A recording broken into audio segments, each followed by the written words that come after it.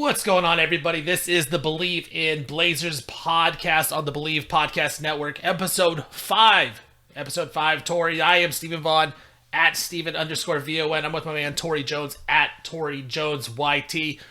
Tori, man, how's it going? The season is coming up. Less than a month, couple weeks away. We got NBA basketball to be back. Yep, media days in 9 days. I'm excited to hear what these players have to say on media day, man. So I'm excited for that podcast. Only got a couple weeks till preseason basketball is here. I'm absolutely ready. Dude, I'm ready to watch games and determine what's happening on the court and how it's going to affect, going forward, not just projecting what we think. I'm ready to see it in action because, it's exciting. It's exciting, but, there's a lot of unknowns still of how the Blazers are going to be. So, a couple things happened since last time we talked. It's kind of surprisingly, no one knew about this, really. The Blazers put out a message, put out a statement, actually, on Friday, I believe, about Gary Payton II. I got it right here. They put out a press release, and it was a Gary Payton II injury. So they said guard Gary Payton II underwent an off-season procedure in July to address a core muscle injury, and the progress is going well, and he is expected to be back by the regular season. So, Tori, I just want to talk to you about GP2. First of all, had you heard anything about this core injury? Because I had not heard anything about it. And second of all, I know it says he's progressing to be ready by the regular season. Is this the type of thing where, we as Blazer fans know the core injury can matter, right? Dame is out for a long time. Do you think this is a thing that could affect him going forward into the regular season since it is? He had this back in July, but, season's coming up soon. Yeah, I had heard nothing about this injury. It's September 17th right now. It happened he got a surgery in July and nobody said anything for 2 whole months, and now they're going to release a press release. I just want to touch on this for a second. What happened to there being more transparency? That's what Joe Cronin wanted or preached when he got the GM job, and now it's like, it's just a surgery. Just announce it in July when the surgery happens. I don't know why they waited until now, so I'm kind of baffled by that. What are your thoughts on how long they waited? And then we'll touch on the other stuff. Yeah, I mean, it's not surprising, right? I should be shocked, but I'm not. This is a total Blazer thing to do. Just not even bring it up. Just act like we're not going to care, not going to know. It seemed like it came so out of nowhere that, fans were worried when they read the press release. What is happening? He's going surgery now. Oh, no, back in July, he went in surgery. So it's just weird that they hold on to this type of stuff because it doesn't matter, right? It shouldn't matter if you bring it out in July or now, but just let people know. People want to know what's happening in the organization, and I think it just shows another lack of leadership up at the top with the Portland Trailblazers. Yeah, and we've had a stretch here of a couple weeks where just weird things have happened. The broadcaster's not going on the road, Coach Curry being let go, now this surgery that happened maybe 2.5 months ago. It's just a bunch of weird stuff in September so far, and that's, of course, pretty much all we have to talk about. So, as far as how I think it affects him long-term, I don't know, man. I'm not a doctor. Maybe I wish I was, but It's the third guy on this team that has dealt with something core-related, because Nasir Little dealt with something, and Dame, of course, had his injury, and now you got Gary Payton II. Bad things happen in threes, I guess. Hopefully they got, a 2-for-1 discount or something on the surgeries, because this just seems to be a problem that plagues Blazer players for whatever reason, even the new guys. So hopefully it doesn't affect him. He's a guy that needs to be at his physical peak in order to be effective, and he's not a guy who's going to go out there and sit in the corner and shoot a bunch of threes and then just play lackadaisical defense. No, we need him to be the defensive stopper. We need him to be a lockdown defender. If he is not at his physical peak, especially because he's 6'2", and he's probably going to guard a lot of guys bigger than him, then all of a sudden, even if he's just a okay defensive player, that's not good enough, because that is what we brought him in for. That is why he got paid $9 million a year. So hopefully he's able to be 100%. I would assume that they did the surgery so that he could be at 100% going into next year. He just played more games in an NBA season than he ever has by a long shot too. So he just... If it was somebody else, I would be a little bit less worried, but given that it's GP2, I don't know how to feel about it. No, that's the thing. You're right on. And Gary Payton II, for how good he is, most of it is based on his athleticism, right? It's his explosiveness, it's his quickness. He's not the most skillful player. So you are right. When your core is hurt, and you know this as a basketball player, like, it's hard to move, right? You need all that strength that you have. And so when that's hurt, man, you're going to have trouble getting down in a stance and just moving laterally. And that's what the Blazers brought Payton in to do, is to be that defensive stopper, be that guy who can go out and guard the best player, whether he's 6'8" or 6 foot. It doesn't matter. And I do think it's, I hope that the fact that it was in July that he'll be healthy and that they got it done then, so by the regular season he is healthy.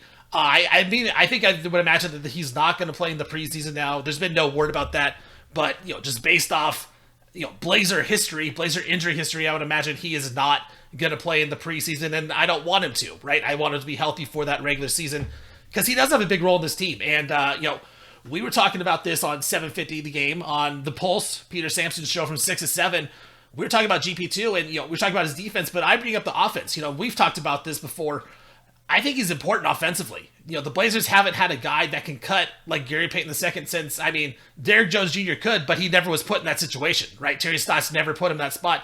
You would think Chauncey Billups is going to make him aggressive and be put in situations where he's cutting baseline, and Gary Payton's really good at it. So I think offensively he can open it up not only for Dame, but for Ant and for Nurk, who can make those passes as well. I think Gary Payton actually is a really important player to this team, not only defensively, but offensively. I think he could open up the floor for a lot of players. For being a lack of a shooter, he can really make some plays athletically on the baseline. So I want to see him 100%, and the Blazers need him to be 100%, like you said, for the Blazers to be successful, especially at the start of the year when that schedule is so tough. Yeah, absolutely. And this is just the second guy this offseason that has had to deal with some sort of injury. Of course, Shaedon Sharpe did. Hopefully it's a case where players are getting healthy for the season, because the way it's going this offseason so far, we're already dealing with injuries, man, and it's September, so I don't like that. Yeah. Usually the Blazers wait till, at least January or February before the injuries happen. But, hopefully they get it out of the way here at the start of the year. I do think that, like you said, GP2 is going to come in, and I don't expect him to start. I don't think that you're expected to start either, but he's going to play a lot. Like, he's going to play 25, 30 minutes, I would guess, because he can play bigger guys. He can guard, 1 through 4, basically, in the NBA. And if you have to, he's not going to stop guys like Jokic, but in the playoff series against the Nuggets when the Warriors played them, he was out there guarding Jokic as well. So, he can guard a lot of different players, so I expect him to play a lot in this Blazer rotation. So I also want to talk about Dame a little bit. So Dame was on the Dave Pasch podcast the other day. Dave Pasch, he is a play-by-play guy for ESPN, for the NBA, for college basketball, for the Arizona Cardinals as well in the NFL. And Dame was talking to Dave Pasch. They were talking some football things, about the Cardinals because Dame's friends with Kyler Murray, things like that. But there were some interesting questions that he asked, since he is an NBA guy, that he wanted to bring up with Dame. He asked him some NBA questions, and the one that stood out to me, Tori, was Dave Pasch is like, hey, don't get in trouble. I don't want you to get in trouble about this, but who are some of the players that you would love to play with? Like, who do you think would fit your game a lot? And Dame, of course, he said, well, of course I'd want to play with any of the superstars, and named off a lot of superstars, Giannis, Paul George, etc., etc. But then he said, Dame even goes out of his way and says, there's some role players that I would like to play with too. And he named 3 specifically, so I want to get your thoughts on these guys. The first was Mikal Bridges of the Phoenix Suns. Second, OG Anunoby of the Raptors. And then third was a guy that, probably on a lesser level than both those guys, but on the Utah Jazz, Jared Vanderbilt, he mentioned as well, which I thought was very interesting. So, Tori, I just want to get your take on, obviously the Blazers would love to have any of those guys. First of all, do you think it's realistic that the Blazers could acquire anybody like that? And do you think those are guys that would fit really good to Dame? I think at this point, Jared Vanderbilt's the only one that's realistic out of the 3 in the next year or so, and he's actually been the guy that the Blazers have been tied to. The Blazers supposedly reached out and called Utah somewhat recently about Jared Vanderbilt, but apparently Utah was calling everybody else in the league about Jared Vanderbilt. Danny Ainge is trying to turn all his assets into draft picks right now. So the problem is the Blazers don't have their first-round pick this year, and it's protected through multiple years, so they can't just trade a 2025 first unless they have some weird wording on it, or they unprotect the 2023 first round pick that they owe to Chicago, and that's a very risky play in case a season like last year happens. So that is very limiting with what the Blazers can go out there and do. That's why a guy like an OG Anunoby isn't realistic, and the Raptors and Suns aren't looking to trade Anunoby and Bridges.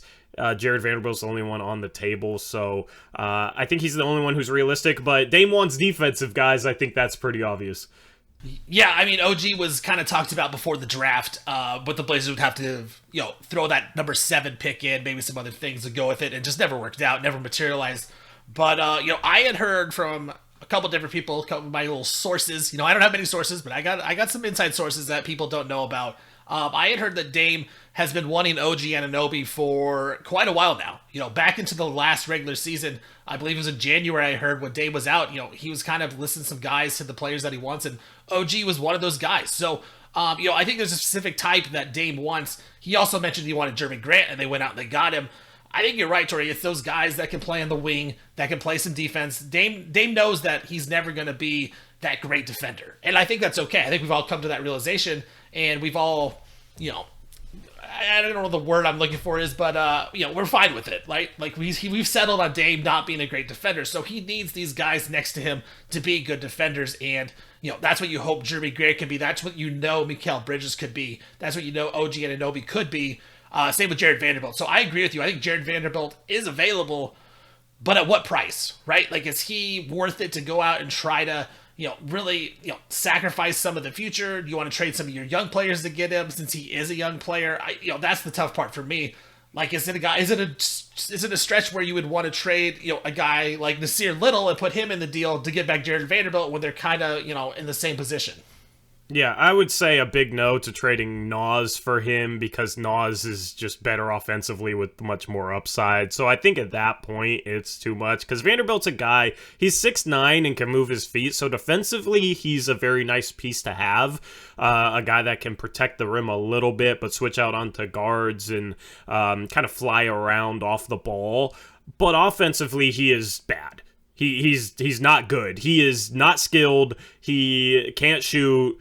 I don't know what his free throw percentage is, but I don't think it's good. He's basically like a throw it back center almost offensively. He can dribble the ball a little bit, but he's not going to do anything with that handle. So apparently he says that that's what he's been working on this offseason, but he hasn't really shown many flashes of that. So he's still a far ways away. He's still young, so he has time, but in terms of a guy that's going to come in and help, he'll help defensively for sure, but he's not a guy offensively that is a positive. So when it comes to talking about Nasir Little, who this next season I could easily see him being a positive on both ends of the floor, and he's also young and he has more upside, that's where I say no.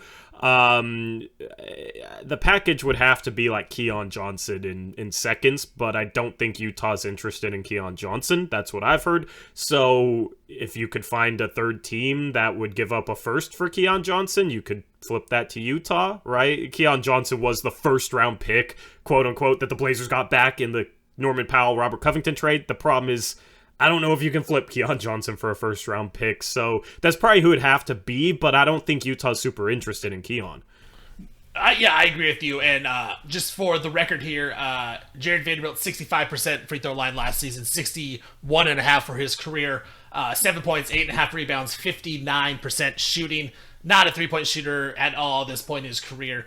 I think you're right on, I'm not even the biggest Nas guy, but you can't give up a guy like Nas who has shown flashes of being able to be a very good, consistent three-point shooter, has shown the ability to be a really good defender at times as well. So you can't give up on a guy that's super young, even for Jared Vanderbilt, who may be better at this point in his career, right? I think if you compare both players and you say, well, who's better today? I think Jared Vanderbilt probably is a better NBA-ready player, but it's very easy to see that Nasir Little could be better down the road. It could be not just a little better, but it could be a lot better than Jared Vanderbilt down the road. So I'm with you. You don't want to give it up, but if you're Utah, I mean, you got to ask for the world. Like, you're not trying to win.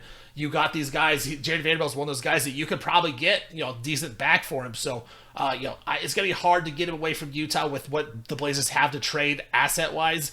But he would be a great player. I think he's a good fit for the Blazers. Now, the other question I have off of this, Tori, for you is, Dame, when asked about the role players, he brought up three specific guys. Like I said, Mikal Bridges, OG Anunoby, Jared Vanderbilt, all 6'7", 6'8", 6'9", good defenders on the wing.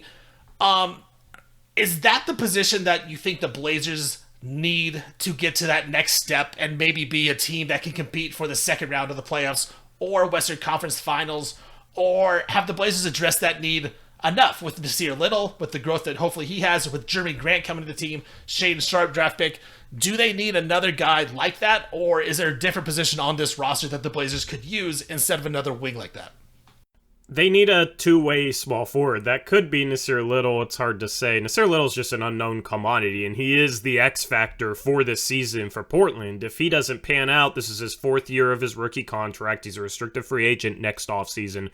Then at the deadline, you're talking about, okay, we need to go get a two-way small forward to be a good on-ball defender, because I think Jeremy Grant's a little better off the ball. I don't think that's necessarily him. That's where an OG Anunoby or Mikal Bridges would fit really well. But then also a guy that can shoot threes. Mikal is a phenomenal three-point shooter. Anunoby's a little bit worse, but Anunoby can do a little bit more off the dribble. Regardless, they're two-way small forwards, and they're also both decently young. So that's the position that the Blazers need. It's just hard to say going into the season without seeing what Nas is going to do this year. It's hard to say if they need to address that via a trade or not, because Nas does have the potential to be that guy. You said Vanderbilt's better at this point than Nas, or might be better. Vanderbilt's a known commodity, and Nasir Little is still unknown. Despite him going into his fourth year, he's still a completely unknown commodity. So, in regards, not to bring it back to the Vanderbilt conversation, but if the Blazers needed a Jared Vanderbilt or somebody similar to get them to contention status, maybe you do a trade of Nas for somebody that's proven.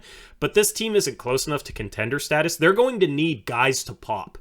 Right? They don't have a ton of trade assets to go out and get an Anunoby or a Mikal Bridges. They're going to need somebody to pop and bring their game to the next level and therefore raise the ceiling of this team without losing any assets to do so. Nasir Little is that guy. That is why he's the X factor, because he plays a position of need. His potential is to be the perfect role player at the small forward spot, somebody that can shoot, cut, dunk, and lock down on the ball. And he's young, and he's cheap this year, so that's why he's the X factor this season. But that is the position that the Blazers need to figure out long term, because I think they have every other starting position pretty much locked up right now. Yeah, no, I agree. I think the Jared Vanderbilt point. It's not that I think he's a really good player. I just think there's not, like you said, there's not much room for him to grow. Right, he kind of is what he is at this point in his career, which is a good, solid player that can help even a playoff team. Right, Minnesota made the playoffs a season ago. He started for most of the season. I think he can help a real playoff team, but what is his potential? Right, is he going to become a really good shooter? Probably not. If he can't shoot at this point in his career, he's been in the NBA for a while now. You've played 166 games in the NBA, 3 seasons, and you haven't developed a shot. It's going to be hard to see you become a really good shooter. Where you look at Nasir Little. He's made some strides in that shot, and I'm still not sold that he can become a consistent shooter. But you got to play it out, right? He's so unknown still with all the injuries that he's had, and just with this last season, it would have been great to see him play those last 20 games with Ant when Ant was going off to see what those two young guys could do together. But the injury happened, so I think you're right. Nasir Little, the way he progresses, the way he develops, is huge for this team next season. I've been throwing out these numbers for you, Tori. I've been coming up with some lines, coming up with some questions. I got a couple more for you I want to throw out. I think this is kind of fun. Just a little projection status here for the Blazers. A couple, I don't remember if it was last podcast or a couple podcasts before, but I brought up the question of Shaedon Sharpe, and I had the over-under at 55.5 games.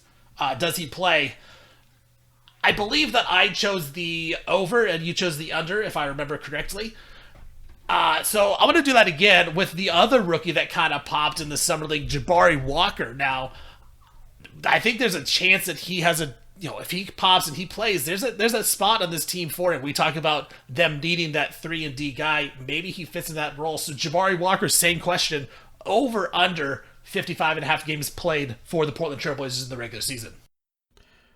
I have to go under on this one as well. If Justice Winslow was not on the roster and if the Blazers brass didn't love him so much, I would potentially go over on this, but I think Justice Winslow is going to get those backup power forward minutes this year. Now, injuries could strike, and that could obviously give Jabari Walker more playing time. I think he is a guy that could play right away and not hurt the Blazers, which is rare to say about a late second-round pick, right? And I like him long-term as that backup power forward, just as a 3-and-D guy. I love his game. I don't know if he's going to get enough opportunity with the guys that are already here. And you also got Greg Brown III at a power forward position. Now, I would honestly play Jabari Walker ahead of Greg Brown III at this point, but I don't know how Chauncey feels about that. You know, I know Jabari Walker's his guy, went to Colorado just like he did, but in regards to rookies, I would always lean towards the under. Yeah, and that was the debate I had with myself of what question I was going to ask. Was it games played or who plays more, Jabari Walker or Justice Winslow? Because I think that's the question, right? Who plays more to them? And I think Winslow's going to get the first crack, so I'd go under as well. You just can notice how much the team and Chauncey Billups likes Justice Winslow, a veteran guy that has shown the ability to guard on a high level, right? Man to man, he can guard guys on that high level, and that's what the Blazers need. I think he's going to get a big crack at it first, so I think Jabari's under as well, but he's going to get some chances this season. You know, the Blazers never stay healthy, so I imagine he's going to get a pretty good run at some point this season, and I'm excited to see what he does. You know, I'm not buying the hype because of the Summer League. Like, I don't care about Summer League pretty much at all. Like, you can put up 30 points in Summer League and still not be an NBA player. Jabari Walker did some things in Summer League that should translate to be a solid NBA player, right? You'll play defense, shoot the three, show the ability to dribble a little bit, but that's in Summer League, right? 50% of those guys don't ever make it to the NBA, so I'm not buying any of it yet. And just as you said, like as a rookie, how much playing time are you really going to get? The other question I had with Jabari that I want to bring up with you is, you know, him and Trendon Watford. Like, I think Trendon Watford is probably going to be more of a backup 5, but he's going to be a backup big. Do you think Jabari could eat into Trendon Watford's minutes and games this season as well? At the backup just like a backup big in general. Yeah, I mean, I don't know if Walker can play a small ball 5. He has decent strength, decent length. But let's just say like Eubanks is the backup 5, like Bill's supposed to go veteran, then Watford's the 4. Can Walker eat into those Watford minutes? I just don't know if they're going to play Watford at the 4, because I think to play Watford at the 4, he has to be able to knock down threes. But then again, you got Justice Winslow as a backup 4, and he struggles to shoot, and then you potentially have Gary Payton II off the bench who struggles to shoot, and then Eubanks isn't a shooter at the 5 spot. Like, the bench is hard for me to figure out because you have some good defensive pieces, but I'm not sure you have enough shooting. And at what point does Chauncey say, okay, we need more shooting out there, and then lean towards a guy like a Jabari Walker over a Trendon Watford? I don't know. And I think Watford's minutes are going to be dependent upon who the opponent is more than anything else, because I think he will be the small ball 5 if the opposing team has a small bench lineup, somebody that he can match up against at the backup 5 spot. You know, if Jared Vanderbilt's on another team and he's the backup 5, then you can put Trendon Watford out there as a backup 5. But if it's a team with a DeMarcus Cousins type player as your backup 5, Watford's a bit undersized for that. So it's a situation where I don't think Jabari's necessarily going to eat into his minutes, because I think most of his minutes are going to come at the 5 spot, and if he's not playing the 5 spot, he's just not playing at all. But Watford might see some time at the 4 if he can shoot the ball well. It's just super hard to say, man. This bench is interesting. No, I tend to agree with you. I think the bench is so wild. Like, I have no idea what they're going to do. I have my thoughts on what I would do, but I don't know what Chauncey's going to do. I think Chauncey, he seems like a type of guy that, you know, Stotts was very veteran-laden, right? Like, he didn't trust the rookies. I think Chauncey's the same way. I think these NBA coaches all are a little nervous to throw out rookies at the start of the season. So I do think he's going to lean a little more towards Watford or Eubanks rather than Jabari Walker at this point.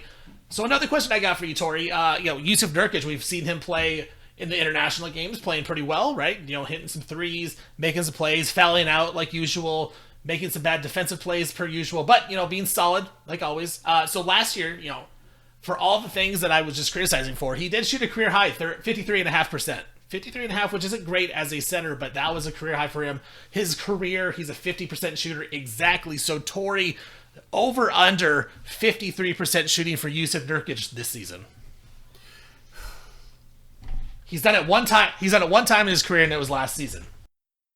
See, for me, it just depends on how many threes he shoots. Because if he shoots a lot of threes, that field goal percentage is going to be lower. But just for that last year, he shot 1 3 a game at 27%. So just for what it is. Yeah, and he was shooting them in international basketball. I probably have to go lower because it was a career high. I'll just go in line with his career averages. And when I look at betting and over-under lines, if the line is more based on the previous season where the player had a big body of work before that and was, under or over, I tend to lean towards the bigger body of work compared to a single season. So given the fact that he shot under that for multiple years before last year, I would lean towards the under, and that'll be an easier under if he also shoots more threes.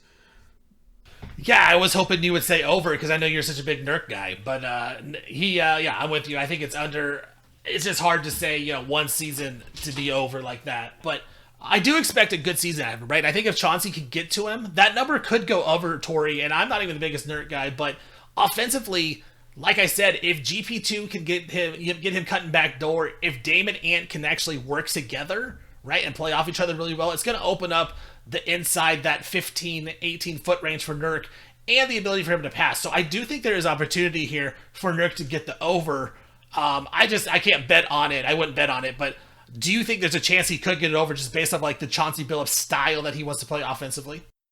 Yeah, absolutely. I think you have some decent offensive talent that could open up the floor for him. It's just how much is he going to be playing next to a Justice Winslow and Gary Payton II? How much is he going to play next to a Josh Hart, Nasir Little, Jeremy Grant?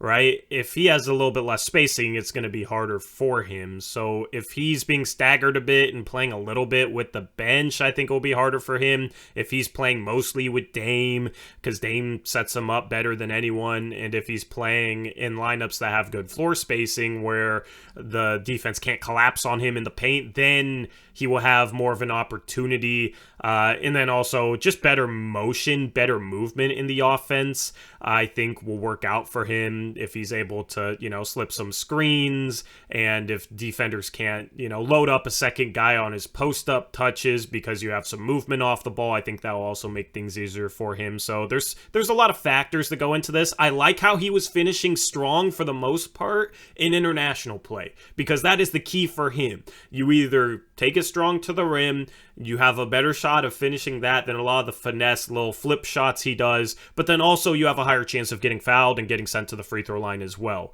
So I think that is another key for him. All right, the last one I got for you, it's a choice, right? So we're going to choose between two different players, and one is a former Blazer.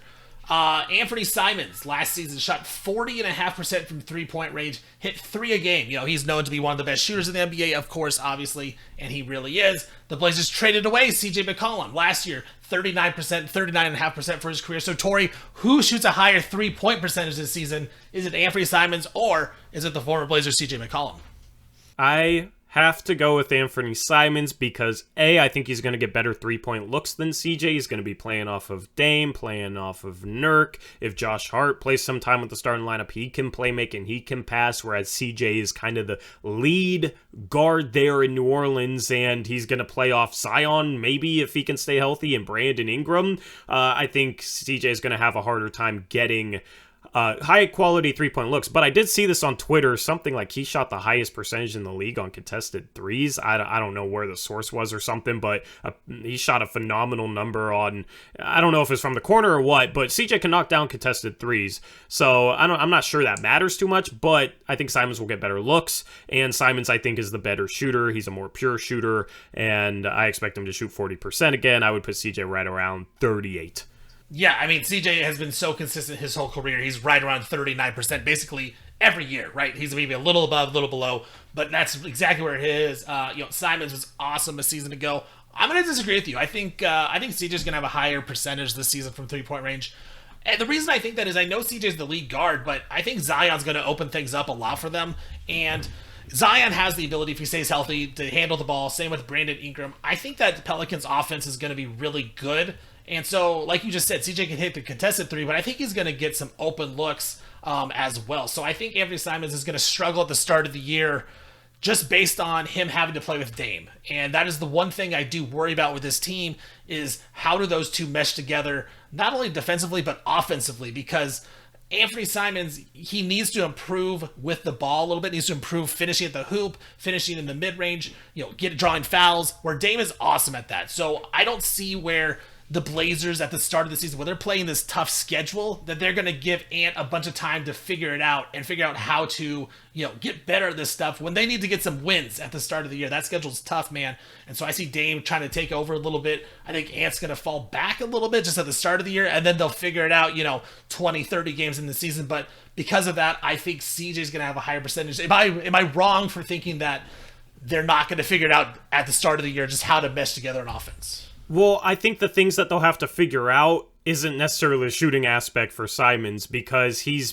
been a phenomenal catch and shoot 3-point shooter. And then when he was the star in the 30 games that he started last year, where he's shooting a bunch of threes off the dribble, step backs, that sort of thing, he still shot, I believe, 40% or right around there, shooting a number of difficult 3-point looks. So we've seen him as a catch and shoot guy shoot 40%. We've seen him shooting Dame style 3-point shots, and he shot 40%. I feel like the floor for him as a 3-point shooter is 40%. Hopefully that's the case. I think what they're going to have to figure out, you're not wrong in them having to figure things out. I just think it's going to be, when is Ant running pick and rolls? When is he the one with the ball in his hands attacking? How does he set up Dame? Because he doesn't have experience playing a ton of minutes next to a star guard. He played a little bit with CJ last year, but Dame's been making it work with CJ for years. So Dame kind of knows when to take a step back, how to feed another guard in his backcourt that can shoot at a high level. So I think they're going to have to figure out some of the ball touch things, and like how, what type of sets they run to get Ant his looks, that sort of thing. But I think the shooting is going to be the most easily translatable thing for Simons. Yeah, you could be right on that. I do worry a little bit just about Ant at the start of the year in general, right? Him being the youngest out of all the guys that are going to be getting the ball a lot, 23 years old. Nurk is a vet, Jeremy Grant is a vet, Dame is obviously a vet. So, they're going to get theirs. And so, the one thing is Ant has got to get that, that alpha streak in him. We're saying, what? I'm a guy too. I'm a dude. I'm making $100 million. I got to get the ball, get my touches as well. You got to hope that the players give him the ball, give him that chance. I don't know if it's going to necessarily work at the start of the year, as he may be, a little standoffish and let Dame do his thing, because that's kind of what it's been for so long, right? When Terry Stotts was here, it was give Dame the ball, get out of the way. Chauncey Billups was here. He was playing him the whole second half. It was still kind of give Dame the ball, get out of the way. I think it's going to take a little bit for them to get going offensively. And for that, I think it's just going to take a little percentage points off of it. But I'm with you. The shooting shouldn't be affected too much by it. I just think CJ's going to have a little better season. And you are right. Last season, those 30 games, he shot 41.5% from three in the games that he started from three. So I think you're right. I think 40%. I don't want to say 40% is the floor, because that's really high. But yeah, 40% is what you should be shooting for. I think, realistically, those are realistic expectations to think Anthony Simons is a 40% 3-point shooter this year. Yeah, absolutely. And one final thing on him, man, is we look at him like he's arrived, right? He had that 30-game stretch, averaged 22 a game in that stretch, and beat some good teams as the starter.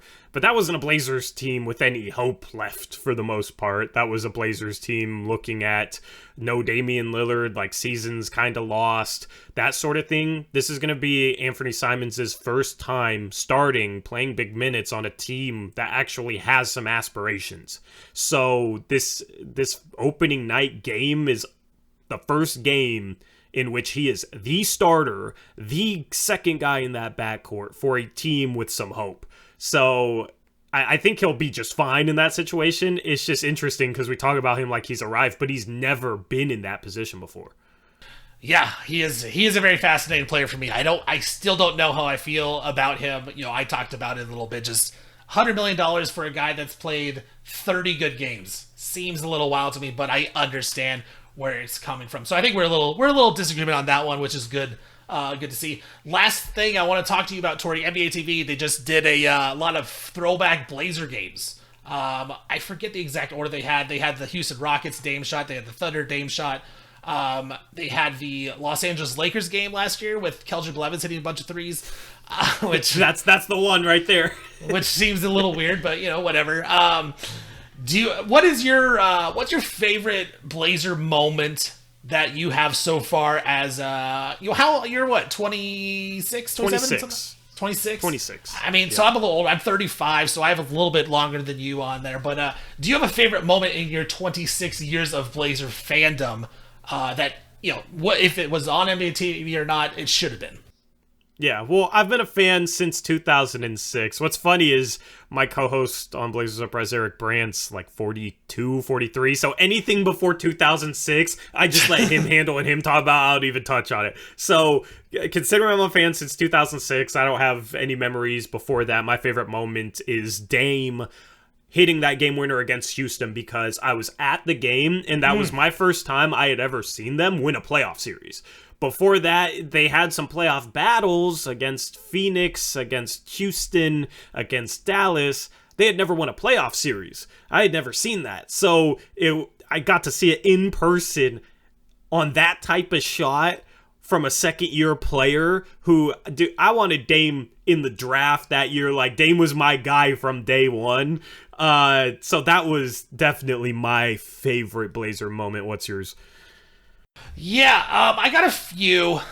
I think the one for me, it's the Brandon Roy game against the Mavericks. I'm a huge Brandon Roy guy. I kind of, when I played basketball, like, I tried to model my game as much as I could after him. Like, not necessarily mid-range jumpers, but just, like, I wasn't the best shooter, but I could shoot, but I wanted to get inside. I wanted to use my body, get to the good angles, and finish inside. So B-Roy was always my dude. So that game against Dallas, when you knew his career was just about over, like, him to come out and just dominate like he did in that fourth quarter was, it was unbelievable. I love that. The other moment I have isn't even on the court, it's off the court, and that's when the Blazers won the draft lottery to draft Greg Oden. That moment is so insane to me still that it happened. There was so much hope in Rip City when that happened. Like, me and my wife, when we were dating at the time, like, they made shirts that just had the Blazer logo on it and just said Oden on it. We went down to the Rose Quarter, got a shirt because we were just like that excited to get Greg Oden. And we're like, you know what? This is like championship level drafting right here. It almost seemed like, people are talking about the Blazers, not they're going to get a championship, they were going to get championships, plural, with Greg Oden. So, like, that moment, when that happened, it was so exciting as a fan that had been through, the Jailblazers era when they were good, and then at the end, the tail end with the Jailblazers era where they were bad, and then they've been terrible for a few years. They had Brandon Roy, who was, trending upward big time. They get Greg Oden. I wrote a huge, long, essay on it in college about how important this decision was to get Greg Oden. Like, I was so hyped for that, and I'll never forget it. So, that, honestly, that and the B-Roy moment, those are my two favorite moments, in my lifetime as a Trailblazer fan. Yeah, honestly, I didn't get to experience that B-Roy game, man. I had a summer league high school game that I was playing in. I was getting score updates from the stands. It was like, oh, Portland's down 20. I'm like, oh, thank goodness I'm playing this game and not watching that, because I would be very upset right now. Oh, Portland's down 10. Brandon Roy has 12 points in a row or something like that. And then, yeah, so I experienced that game just hearing score updates from the stands. I went home right after just wanting to watch highlights because it sounded so insane. But unfortunately, I didn't even get to experience that, man. Man, you missed it. You missed out. I still watch that on YouTube from now and then. I still can't believe Jason Terry missed that shot. I thought for sure he was making the shot to win the game, and it just would have been all for nothing. But that would have been the biggest heartbreak maybe in Blazer history after all that to come back. Seriously, it was a great look, and I'm like, that's it. It looked good. I can't believe he missed it, to be honest. But it was a good moment. What a moment that was. Hopefully, the Blazers give us some moments this year, Tori. You think they can? Maybe. Fingers crossed, man. They'll give us some sort of moments, good or bad. I'm here for all of it. Exactly, man. I totally agree with you. So with that, we're going to wrap up here with episode 5. Again, Catch me on Twitter at Steven_VON. If you want to share with me your favorite Blazer moment, that would be awesome too. We can touch on those next time again. At Tori Jones YT if you want to talk to Tori as well. Hit us up if you guys got any questions, comments, solutions, anything for the Blazers, man. We're getting hyped. Blazer season is less than a month away. I don't know. I think me and Tori are a little different on this. We're going to touch on this at some point, just our projections of what we think the Blazers will be, but it'll be an interesting season, Tori. So with that, I want to thank Tori Jones for me again. This is the BLEAV in Blazer podcast on the BLEAV Podcast Network. Thank you for listening.